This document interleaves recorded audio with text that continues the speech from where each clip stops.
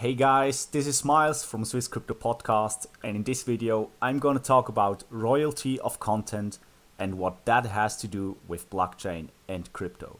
So stay tuned and let's get into it.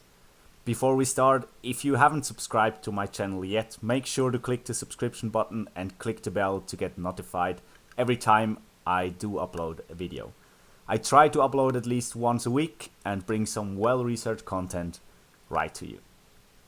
So this topic is not about any queen or a king, it's about royalty of content.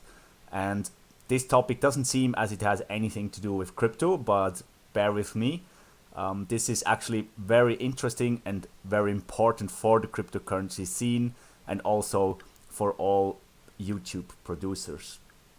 Just recently, the European Parliament approved Article 13 or 17 as it is now called of the directive on copyright in the digital single market, and there was actually a big outrage about that from several directions, from media, from producers, from content providers also, and I'll show you exactly why that is. So let's have a look what it's about, that Article 13 or 17. That article actually says that they will strengthen licensing of content and the copyright law.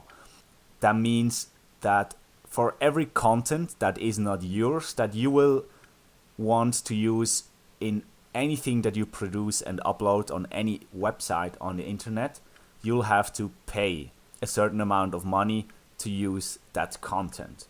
And there was a big hype about that we won't be able to use our memes anymore, or that we won't be able to use remixes anymore because of that content problem.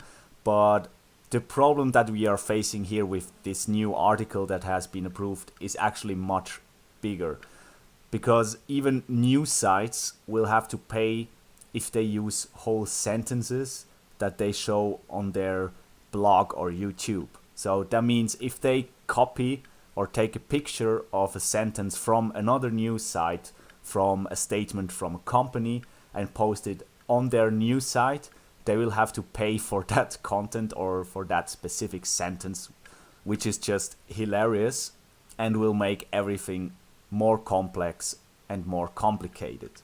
And this article specifically also applies to YouTube and all our YouTube channels, and that's why I wanted to talk about this topic. Bear with me, there will be something about crypto in this podcast, but first let me finish this. This article will also influence YouTube, as YouTube will be liable for all copyright infringing content on their website. So that means if a content producer like I am, like PewDiePie is, uploads something that he forgot to pay for the content for, that means the company that originally provided the content could sue YouTube for copyright infringement, which is also just hilarious if you ask me. But the next logical step to that will be an upload filter to check all the content if they actually purchased the rights for the content and the royalties for the content, whether it be on Facebook, whether it be on Instagram or YouTube. That filter will most likely be everywhere on the YouTube, and that's exactly why a lot of parties don't like the idea of such an article and voted against it, but the European Parliament was very intelligent, voted for it and approved it. So what has all this to do with cryptocurrency and blockchain? I actually found a company that is working exactly on this problem when I did a little bit of digging into this topic, and I want to do a quick dive into that topic of royalty of content and cryptocurrency and blockchain. So we will now have a look at blockchain solutions that are working on the royalties problem and topic. And Microsoft, a leader, if you ask me, also in blockchain development, is actually working together with EY, which is a global network of different companies working in economics, tax management, risk advisory, management advisory, and many more.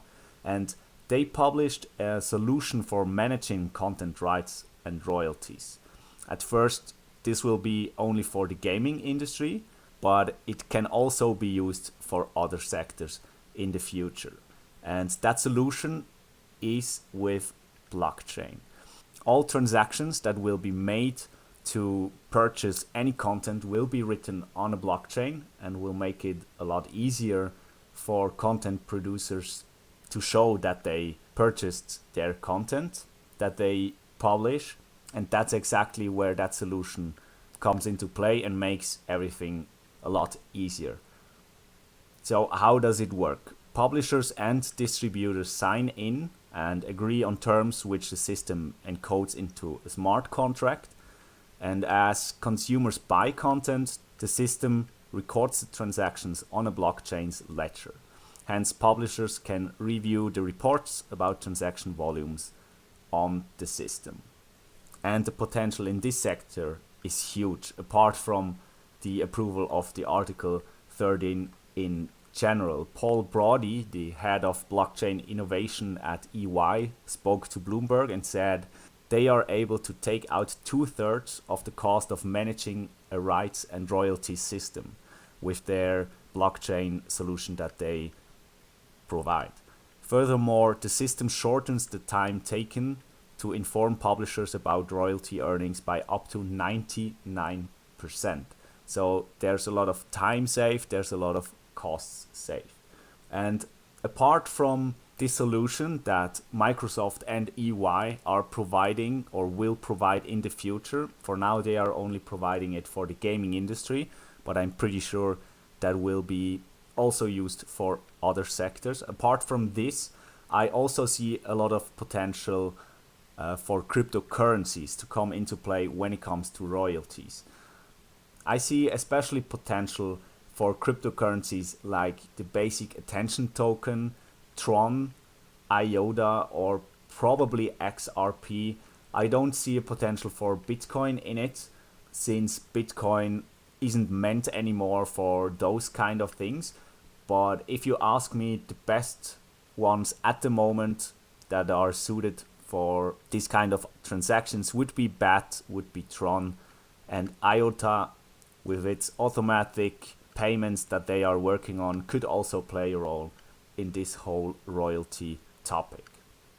So I hope I gave you a little insight on what Article 13 really is, what the problem with it is, and what cryptocurrencies and blockchain can do to facilitate that problem that Article 13 will provide in the future.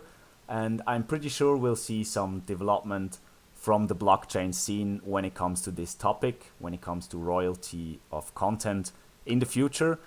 If you have an opinion on the Article 13 or 17, or if you have an opinion on possible cryptocurrencies that could come into play for royalty blockchains, then put them in the comments down below. I'll definitely check them out. Don't forget to subscribe and like the video, and I'll see you in the next podcast.